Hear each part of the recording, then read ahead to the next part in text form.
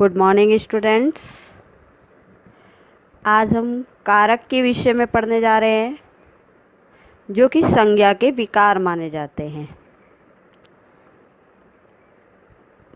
देखिए आपको यहाँ पर एग्जाम्पल दिखाए गए हैं, जैसे सीता ने गुड़िया खरीदी, बच्चे बिस्तर पर बैठे हैं, शेर जंगल का राजा है।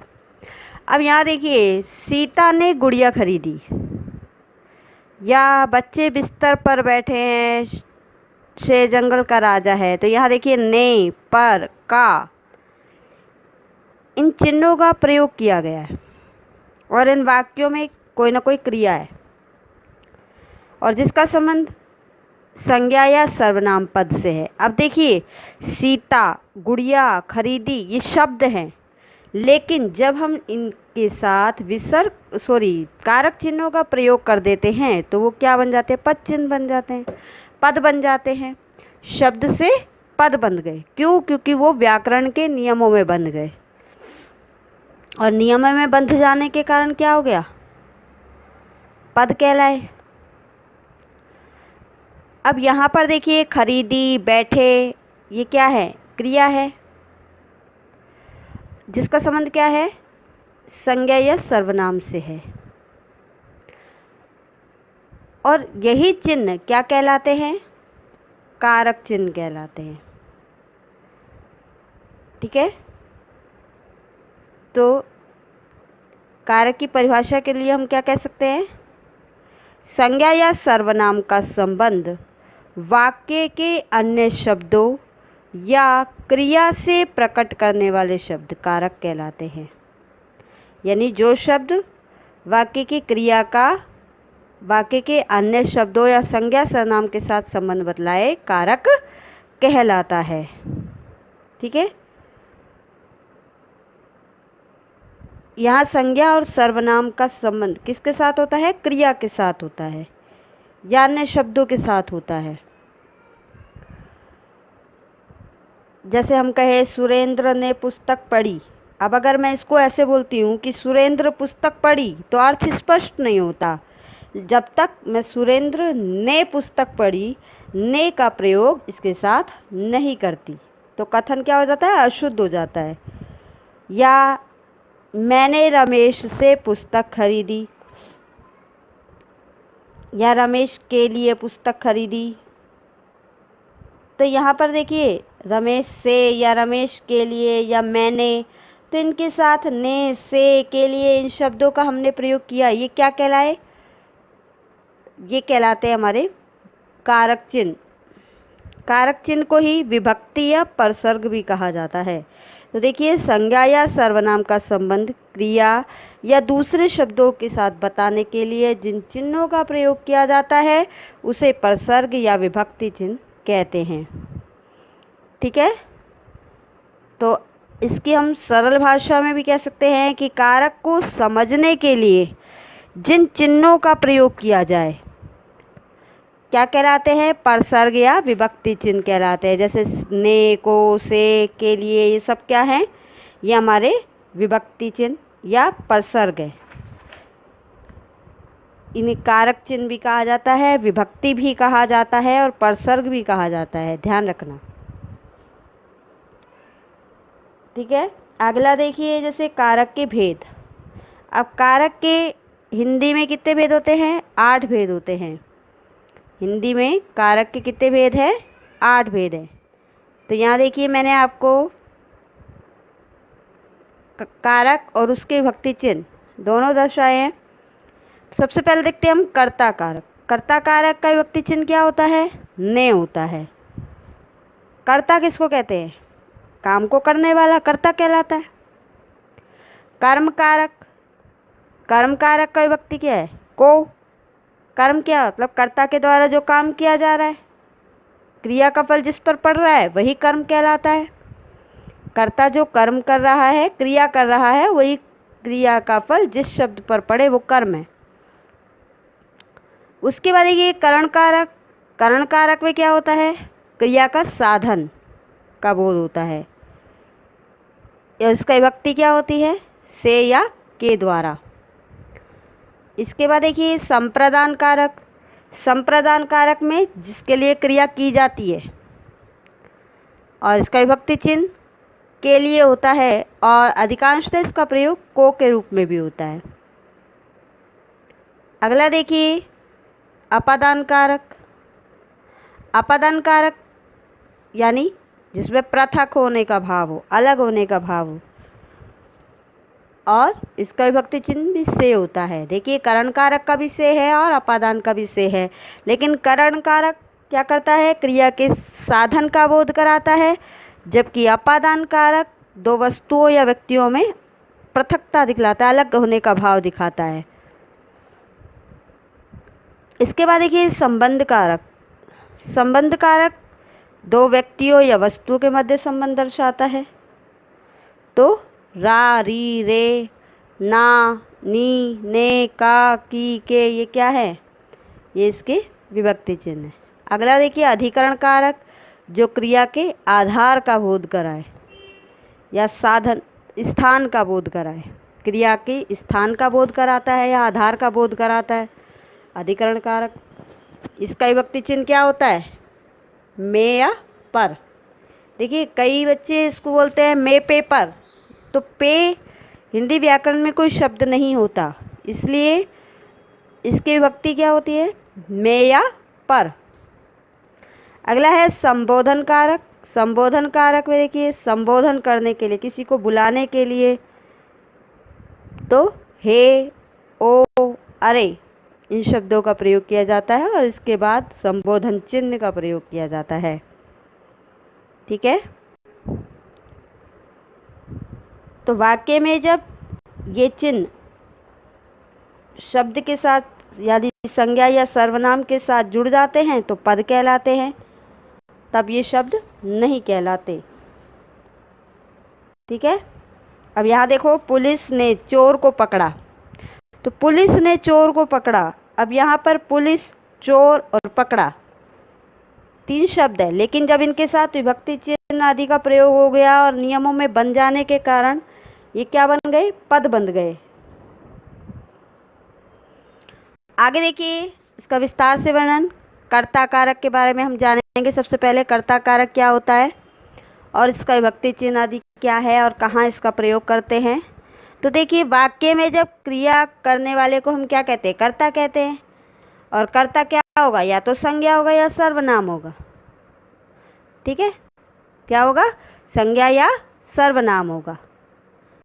काम को करने वाला कर्ता। अब कर्ता या तो संज्ञा है या सर्वनाम है। जैसे देखो रोहन ने हॉकी खेली, तो सबसे पहले हम इन कारक की पहचान करने के लिए सबसे पहले हमें क्या देखना होगा, क्रिया देखनी होगी वाक्य की। तो रोहन ने हॉकी खेली, यहाँ पर खेली शब्द क्या है, क्रिया है। क्या है, क्रिया है। और किसने खेली, रोहन ने खेली। काम को कौन कर रहा है, रोहन कर रहा है। खेल कौन रहा है, रोहन खेल रहा है। तो रोहन क्या हो गया, कर्ता हो गया। रोहन क्या हो गया, कर्ता हो गया। आगे देखिए बच्चे ने दूध पिया। बच्चे ने दूध पिया। अब पिया यहाँ पर क्या है, पीना क्रिया है, और कौन कर रहा है वो पीना क्रिया को। काम को कौन कर रहा है, दूध कौन पी रहा है, बच्चा पी रहा है। तो बच्चा क्या हो गया, बच्चा कर्ता हो गया। काम को कर रहा है तो बच्चा कर्ता हो गया। आगे देखिए पिताजी ने पत्र लिखा। पिताजी ने पत्र लिखा, तो लिखना क्रिया हो रही है। कौन लिख रहा है, पिताजी लिख रहे हैं, तो पिताजी कौन हो गए, कर्ता हो गए। तो वाक्य में काम को करने वाला कौन है, कर्ता है। अब एक बात आप ध्यान दीजिए, यहाँ देखिए ने शब्द का प्रयोग हो रहा है, तो वो कैसे वाक्य है, भूतकाल के वाक्य हैं। ठीक है, कौन से वाक्य हैं, भूतकाल के वाक्य। जबकि अगर मैं कहती हूँ रमा सेव खाती है, तो यहाँ पर देखिए क्रिया क्या हो रही है, खाना। कौन खा रहा है, रमा खा रही है, तो रमा कौन हो गई, कर्ता हो गई। पक्षी उड़ता है, उड़ता है, उड़ना क्रिया हो रही है। कौन उड़ रहा है, पक्षी उड़ रहा है। लेकिन आपने ये ध्यान दिया कि यहाँ पर मैंने ने शब्द का प्रयोग नहीं किया। क्यों नहीं किया? क्योंकि वाक्य भूतकाल का नहीं है। वर्तमान काल और भविष्यत काल में ने परसर्ग का प्रयोग नहीं होता। ध्यान रखना, वर्तमान काल और भविष्यत काल में ने परसर्ग का प्रयोग नहीं होता। जैसे हम जयपुर जाएंगे, वह खेलेगा, तुम कहाँ गए थे, तो ये सब क्या है? इनमें ने का प्रयोग नहीं हो रहा है। तो ने का प्रयोग केवल भूतकाल की क्रियाओं में होता है, और वो भी सकर्मक क्रियाओं में होता है, यानी जिन वाक्यों में कर्म दिया होगा। ठीक है। अब बच्चा खेला, वाक्य भूतकाल का है, खेला, लेकिन कौन खेला? बच्चा खेला, लेकिन ने का प्रयोग नहीं किया ना। क्यों? क्योंकि सकर्मक क्रिया नहीं है। हमें क्या पता वो क्या खेला, कर्म नहीं दिया हुआ।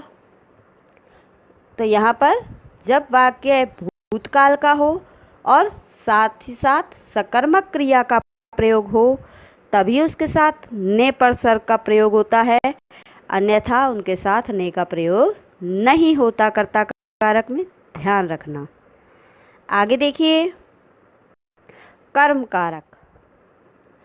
कर्म कारक, कर्म यानी काम।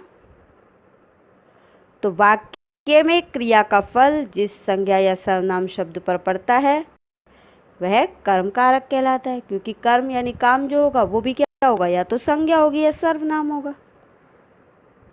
ठीक है ना। तो वाक्य में क्रिया का फल जिस शब्द पर पड़े क्या कहलाएगा? कर्म कहलाएगा। जैसे शिक्षिका ने बच्चों को पढ़ाया। अब यहाँ ध्यान दीजिए, पढ़ाना क्रिया हो रही है, कौन पढ़ा रहा है? शिक्षिका पढ़ा रही है। शिक्षिका क्या हो गई? कर्ता हो गई। कौन हो गई? कर्ता हो गई। क्यों? क्योंकि शिक्षिका काम कर रही है, काम को करने वाली है। और काम को करने वाला कौन होता है? अभी हमने पढ़ा है ऊपर कि कर्ता होता है। तो शिक्षिका कौन है? कर्ता कारक। किसको पढ़ाया? बच्चों को पढ़ाया। काम किस? ठीक है। तो क्रिया का फल, पढ़ाना क्रिया का फल किस पर पड़ रहा है? बच्चों पर।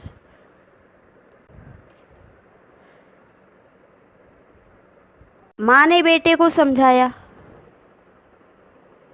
तो समझाना क्रिया हो रही है, कौन समझा रहा है? माँ समझा रही है, कर्ता कारक है। लेकिन बेटा क्या है यहाँ पर? कर्म कारक है। पुलिस ने चोर को पकड़ा, तो चोर क्या हो गया? कर्म कारक। नेहा ने साइकिल चलाई। अब देखिए, नेहा ने साइकिल चलाई, तो साइकिल क्या है यहाँ पर? निर्जीव वाचक है, निर्जीव शब्द है। ठीक है। जबकि बेटा, चोर, बच्चे ये क्या थे? सजीव थे।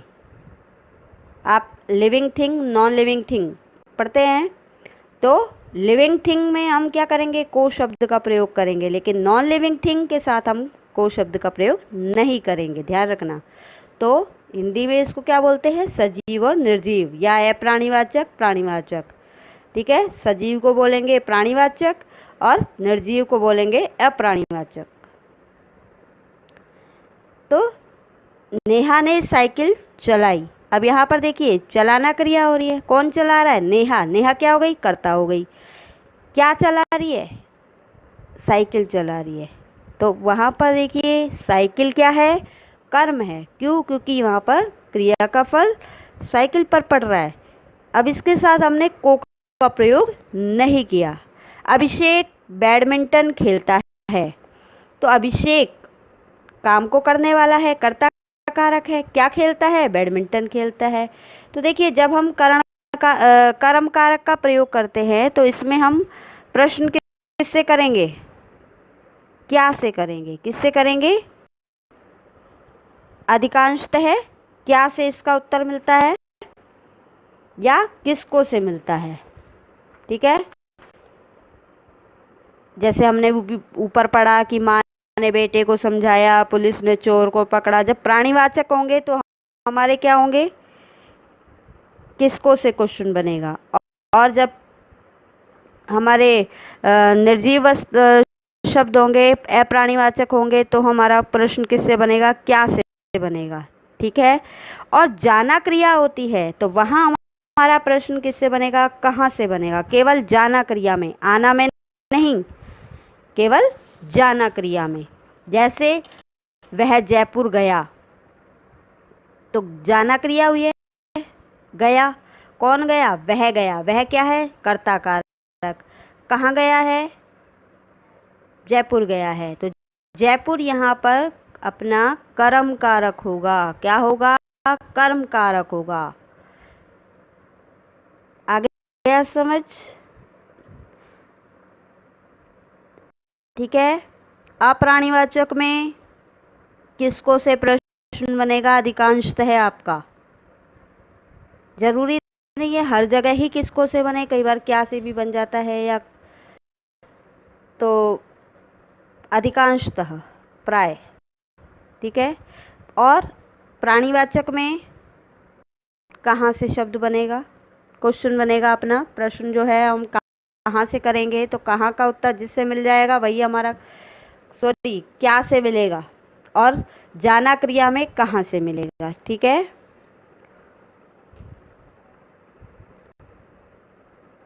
रमेश ने फूल तोड़ा।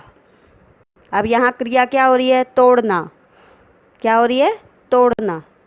क्या तोड़ा, फूल तोड़ा, तो फूल क्या हो गया, कर्म कारक हो गया। आगे देखिए, करण कारक। करण कारक में चिन्ह क्या होता है, से या के द्वारा, यानी जिस साधन या माध्यम से क्रिया होने का बोध होता है उसे करण कारक कहते हैं। जिस साधन या माध्यम से क्रिया होने का बोध होता है, यानी काम जिस साधन से किया जा रहा है, तो वो क्या होगा, करण कारक होगा। जैसे माँ बेलन से गोल गोल रोटियां बनाती है।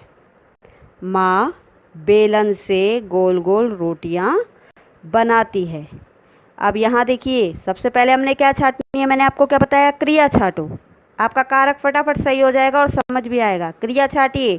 क्रिया क्या हो रही है, बनाती है। कौन बना रही है, माँ बना रही है। माँ कौन हो गई, माँ कौन हो गई, कर्ता कारक हो गई। क्या बना रही है, रोटियां। रोटियां क्या है, कर्म हो गया। क्या से उत्तर मिल रहा है, और निर्जीव है, रोटियां। रोटियां क्या हो गई, कर्म हो गई। और किससे बना रही है, किसके द्वारा बना रही है, बेलन से। तो बेलन क्या है हमारा यहाँ पर, करण कारक हो गया। काम किससे हो रहा है, बेलन से। काम किससे हो रहा है, बेलन से, तो बेलन यहाँ पर हमारा क्या है, करण हो गया। साधन है, साधन है हमारा करण का बोध, करण कारक है।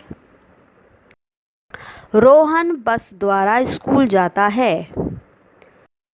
तो यहाँ क्रिया क्या हो रही है, जाना। ठीक है। कहाँ जा रहा है, स्कूल, तो स्कूल क्या हो गया, कर्म हो गया। अभी मैंने आपको ऊपर बताया है, जाना क्रिया में कहाँ से प्रश्न बन रहा है, तो कहाँ जिससे मिलेगा उत्तर वही कर्म होगा। तो यहाँ पर देखिए, आपका स्कूल जाता है, स्कूल क्या हो गया, कर्म हो गया। कौन जा रहा है, रोहन जा रहा है। रोहन क्या हो गया, कर्ता हो गया। किसके द्वारा जा रहा है, या किस साधन का प्रयोग कर रहा है, बस के द्वारा। बस क्या है, यहाँ पर काम को करने का साधन है। बस क्या है, काम को करने का साधन। तो बस द्वारा, बस क्या हो गई, करण कारक हो गई। ठीक है। अगला देखिए, नेहा बोतल से पानी पी रही है। अब यहाँ देखिए, क्रिया क्या हो रही है, पीना। क्या पी रही है, पानी। पानी क्या है, कर्म। कौन पी रहा है, नेहा पी रही है। नेहा क्या हो गई, कर्ता। किस से पी रही है, साधन क्या है, बोतल। तो बोतल क्या है यहाँ पर, करण कारक। ठीक है। बोतल क्या है, करण कारक। वह साबुन से कपड़े धोता है। अब यहाँ देखिए, साबुन से कपड़े धोता है, तो धोना क्रिया है। कौन धो रहा है? वह क्या है? कर्ता कारक, काम को करने वाला। क्या धो रहा है? कपड़े धो रहा है, तो कपड़े क्या हो गए? कर्म कारक। किससे धो रहा है? साबुन से, तो साबुन क्या है? करण कारक। आ गया समझ में?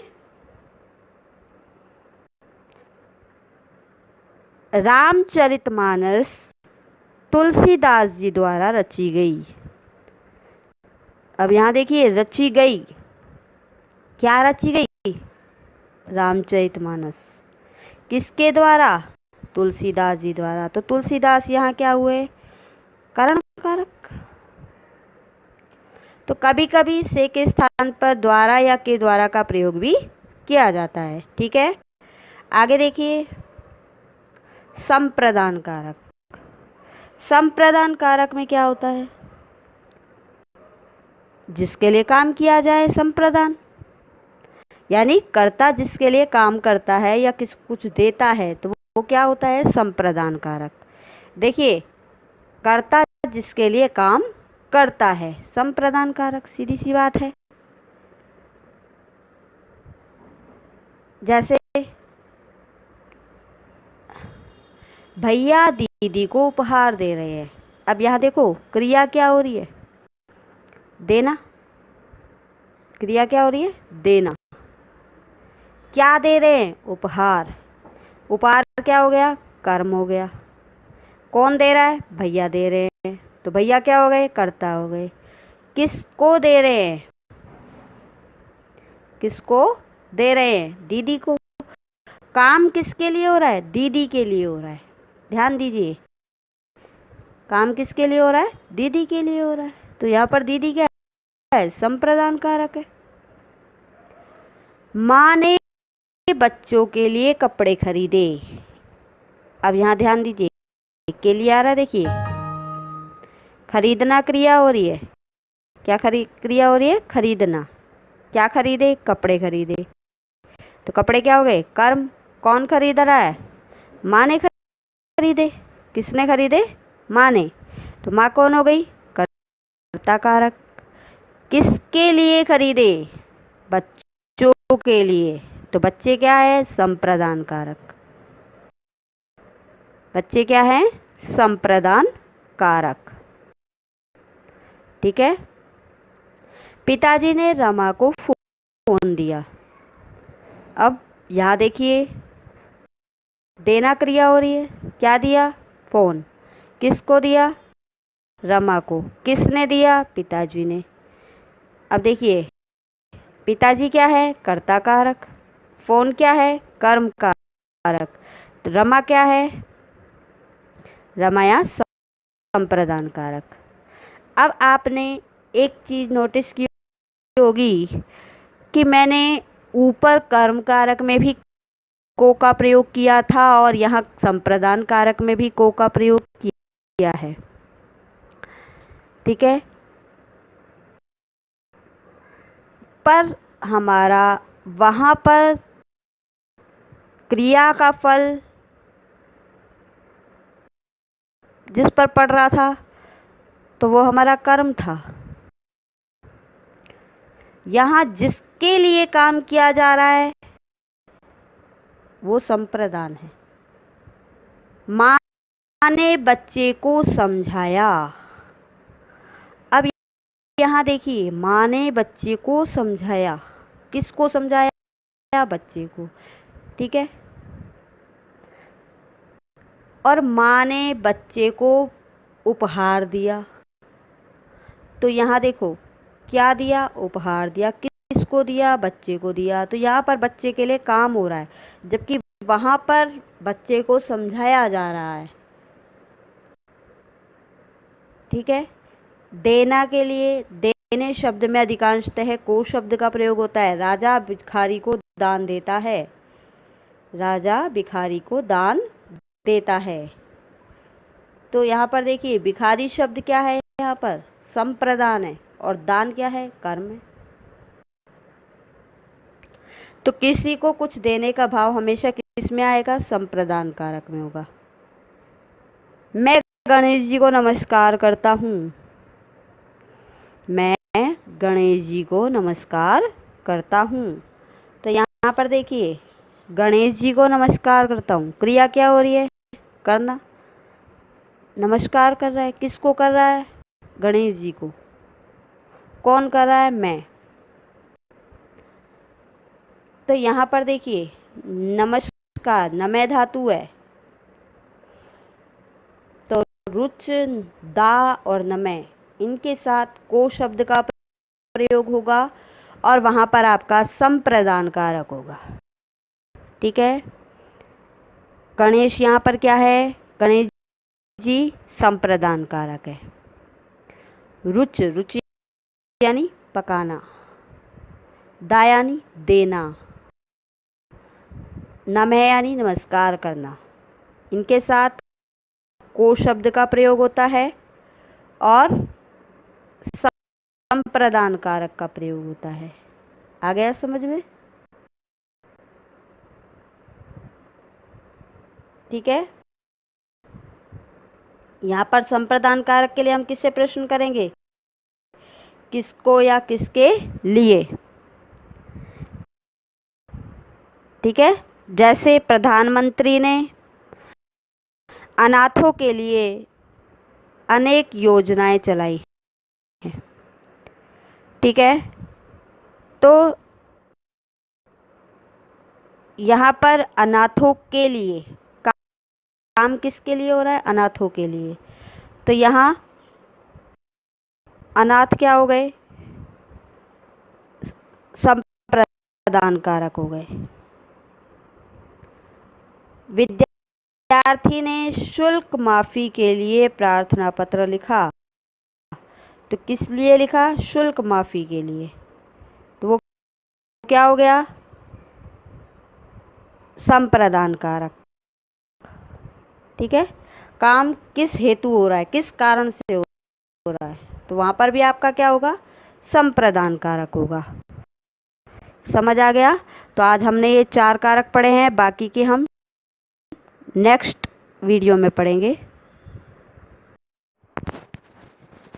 That's it for today's video. Video पसंद आई हो तो लाइक करना, चैनल को सब्सक्राइब करके नोटिफिकेशन को ऑन कर लेना, और कोई भी डाउट हो तो कमेंट करके पूछ लेना और मैं उसे अगली वीडियो में क्लियर कर दूंगी। Till the next video, bye bye.